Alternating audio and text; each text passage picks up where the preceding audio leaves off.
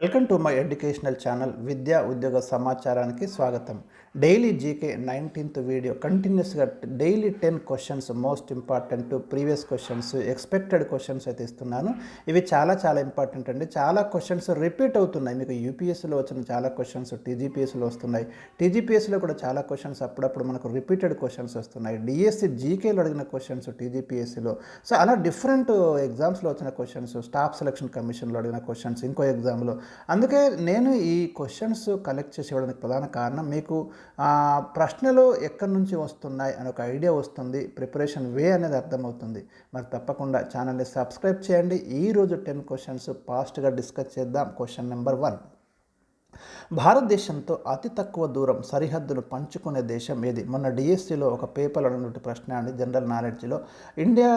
ఇండియాతోటి అతి తక్కువ దూరం సరిహద్దు పంచుకునే దేశం ఆఫ్ఘనిస్తాన్ అండి. జస్ట్ 108 కిలోమీటర్లు మాత్రమే మనకు ఆఫ్ఘనిస్తాన్ తోటి బౌండరీ లైన్ అనేది ఉంది. భారతదేశము 7 దేశాలతోటి భూ సరిహద్దును పంచుకుంటుంది. అందులో మనము బంగ్లాదేశ్ తోటి 4096 కిలోమీటర్లు సరిహద్దును పంచుకుంటున్నాం. భారతదేశము అతి ఎక్కువ దూరం ఏ దేశంతో సరిహద్దును కలిగి ఉంది అంటే బంగ్లాదేశ్తో ఎక్కువ దూరం సరిహద్దును కలిగి ఉంది. తక్కువ దూరం సరిహద్దు ఏ దేశంతో అంటే ఆఫ్ఘనిస్తాన్తో కలిగి ఉంది. ఇది చాలా ఇంపార్టెంట్ ప్రశ్న అండి. క్వశ్చన్ నెంబర్ 2, డాన్ ఎఫెక్ట్ ఏ వ్యాధి కలిగిన రోగులలో చూడవచ్చు? ఇది కూడా మన డిఎస్సి జీకేలో అడిగినటువంటి ప్రశ్న అండి. నాకు తెలిసి మీరు ఇప్పటిదాకా టీజీపీఎస్లో కూడా ఈ ప్రశ్న ఎప్పుడు ఎదురు కాలేదు, ఇది ఫస్ట్ టైమే. సో డయాబెటీస్లో మరి ఈ డయాబెటీస్ ఉన్నటువంటి వాళ్ళల్లో ఈ డాన్ ఎఫెక్ట్ అనేది మనం చూడవచ్చు. ఇది పాథాలజీ అంటే వ్యాధుల గురించి అధ్యయనం చేసే శాస్త్రాన్ని పాథాలజీ అంటాము. వ్యాధులు అనే ఏరియా నుంచి అడిగినటువంటి ప్రశ్నగా మనం దీన్ని చూడవచ్చు.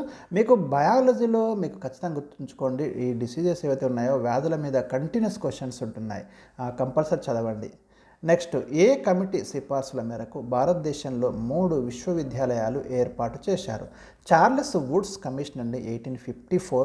1857లో ఇండియాలో 3 విశ్వవిద్యాలయాలు అయితే ఏర్పాటు చేయడం జరిగింది ఈ వుడ్స్ కమిషన్ సిఫార్సుల మేరకే. అయితే చార్లెస్ వుడ్స్ కమిషన్ బ్రిటిషర్స్ ఉన్నప్పుడే భారతదేశంలో విద్యారంగంలో సంస్కరణల కోసం అపాయింట్ చేశారు. ఇది సూచించినటువంటి రిఫార్మ్స్ అనేవి మన విద్యారంగంలో చాలా కీలకం అండి. అందుకే దీన్ని మ్యాగ్నా కార్టా ఇన్ ఇండియన్ ఎడ్యుకేషన్ అంటాం ఈ కమిటీ సిఫార్సులను. అది కూడా ప్రశ్న అడిగిండు. సో మోస్ట్ ఇంపార్టెంట్ అండి. దీని ప్రకారం ఇండియాలో ఫస్ట్ టైం 3 యూనివర్సిటీస్ని అయితే మనం ఎస్టాబ్లిష్ చేయడం అనేది జరిగింది. ఇక మానవ శరీరంలో అతిపెద్ద గ్రంథి ఏది? ఇది 4వ క్వశ్చన్ ఇచ్చాను. లివర్ అండి, మానవ శరీరంలో అతిపెద్ద గ్లాండ్ లివరు. దీని బరువు 1500 గ్రాములు ఉంటుంది. ఒక్కొక్కసారి శరీరంలో ఉన్న అవయవాల బరువులు కూడా అడుగుతున్నాడండి. మెదడు బరువు అడిగాడు, కిడ్నీ బరువు అడిగాడు. సో అలాంటి వాటికి సంబంధించి మళ్ళీ వచ్చే వీడియోస్లో మీకు డీటెయిల్ ఇన్ఫర్మేషన్ కొంత అందుతుంది. ఇక మానవ శరీరంలో పునరుత్పత్తి శక్తి గల ఏకైక అవయవం ఏది? ఇది కూడా రిపీటెడ్ క్వశ్చన్ అండి చాలాసార్లు ఎగ్జామ్స్లో. మన శరీరంలో ఒక అవయవము కొంత కోల్పోయినప్పటికీ కూడా తిరిగి రీజనరేట్ చేసుకునే కెపాసిటీని కలిగి ఉంది. అది ఏంది అంటే లివర్ అండి, కాలేయము. కాలేయము గురించి అధ్యయనం చేసే విభాగాన్ని మనం హెపటాలజీ అంటాము. హెపటైటిస్ అనే వ్యాధి కూడా కాలేయానికే సోకుతుంది. సిర్రోసిస్ అనే వ్యాధి కూడా లివర్కే సోకుతుంది. మీరు చూడండి, ఇలాంటి ప్రశ్నలు కూడా మనకి వస్తున్నాయి పోటీ పరీక్షలలో. నెక్స్ట్, భూమిపై ఆమ్ల వర్షాలకు ఏ వాయువులు కారణం? గురుకుల 2017లో స్క్రీనింగ్ టెస్ట్లో అడిగిన ప్రశ్న అండి. Nitrous oxide and sulphur dioxide వల్ల మరి భూమి మీద ఆమ్ల వర్షాలు, వీటిని మనం యాసిడ్ రెయిన్స్ అంటాము. ఇది మీకు కంటిన్యూస్ క్వశ్చన్, ఇది ప్రతి ఎగ్జామ్లో మనకు కనిపిస్తుంది. దాదాపు మీకు పర్యావరణము, కాలుష్యం ఆ విభాగాలలో వస్తుంది. భారతదేశపు మొదటి తేలికపాటి యుద్ధ విమానం తేజస్ ఎవరు తయారు చేశారు? ఇది లైట్ కంబాట్ ఎయిర్ క్రాఫ్ట్ అండి. దీన్ని హిందుస్థాన్ ఏరోనాటిక్స్ లిమిటెడ్ వాళ్ళు అయితే తయారు చేశారు. మీకు ఇండియన్ డిఫెన్స్ సిస్టమ్ గురించి చదివేటప్పుడు మోస్ట్ ఇంపార్టెంట్ ఇది. ఇది కూడా గురుకులలో అడిగిన ప్రశ్న. ఇక స్వరలయలు అనే పుస్తకం ఎవరు రచించారు? ఇది సామల సదాశివ రచించారు స్వరలయలు. 2011లో దీనికి కేంద్ర సాహిత్య అకాడమీ అవార్డు లభించింది. సామల సదాశివ ప్రముఖ కవి అండి. ఉమ్మడి ఆదిలాబాద్ జిల్లా మీకు దహగాం ప్రాంతానికి, ఇప్పుడైతే కొమరంభీం జిల్లాలో ఉంది, మరి సుప్రసిద్ధమైనటువంటి కవి, రచయిత. అదేవిధంగా చాలా రచనలు ఉన్నాయి సామల సదాశివ గారివి. యాది అనే ఆయన ఆత్మకథ చదువుతుంటే తెలంగాణ భాషా సౌందర్యాన్ని మనం చూడొచ్చు దాంట్లో. సో మీకు చాలా ఇంపార్టెంట్ రచన ఇది తెలంగాణ సాహిత్యానికి సంబంధించి. ఇక నిజామాబాద్ పాత పేరు ఏమిటి? తెలంగాణ హిస్టరీకి సంబంధించిన క్వశ్చన్గా మనం దీన్ని చూడొచ్చు. ఇది కూడా గురుకుల్లో అడిగారు. ఇందూర్ అండి నిజామాబాద్ పాత పేరు. తెలంగాణలో ఉన్నటువంటి కొన్ని ప్రాంతాలు మీకు మహబూబ్ నగర్ చూస్తే పాలమూరు అని, కరీంనగర్ చూస్తే ఎలగందల అని, మనకు ఏన్షియంట్ నేమ్స్ కొన్ని ఉన్నాయి. వాటి మీద క్వశ్చన్స్ వస్తున్నాయి, మీరు చూడండి.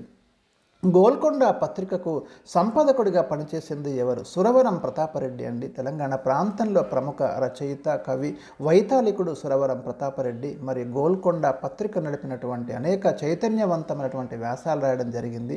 ఆంధ్రుల సాంఘిక చరిత్ర అనొక ఉత్తమమైనటువంటి రచనను మనము సురవరం ప్రతాపరెడ్డి రచనగా చూడొచ్చు.